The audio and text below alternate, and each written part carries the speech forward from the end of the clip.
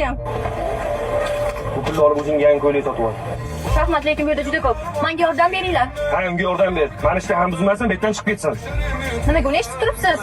Chunki bu restoran meniki, bu joydagi hamma narsa menga tegishli. Bir soniyada hammasini yo'qotishingiz mumkin. Yo'qol chiqib ket.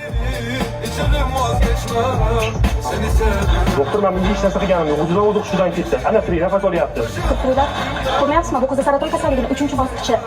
Endi borib ziyofatingizni davom ettirishingiz mumkin. Vücudumda durasan.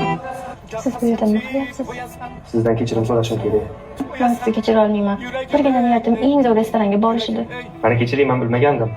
Men sizni kechirmayman, hatto $1,000,000 bersangiz ham. Çalıp sevgisiz hazına. Kumsat yarmin nazına.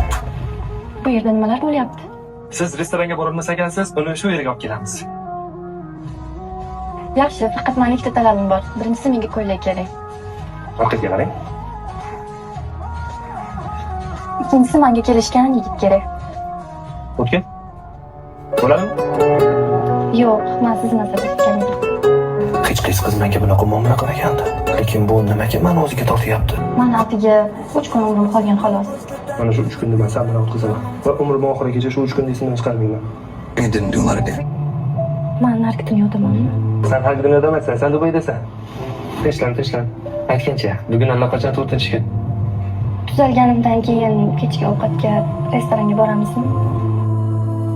Menga qarang, doktor, hozir hamma narsaning ilojisi borki, bu qizni davolasa bo'ladimi? Dubayda operatsiya qilib davolashyapti. Faqat ular kafolat berishmaydi. Lekin siz bu pulga 3 ta restoran ochishingiz mumkin. Bu qiz uchun men hamma narsaga tayyorman. Endi menda restoranim yo'q, lekin Alloh menga sendek farishtani yubordi. Endi menda sen bor. Vafodor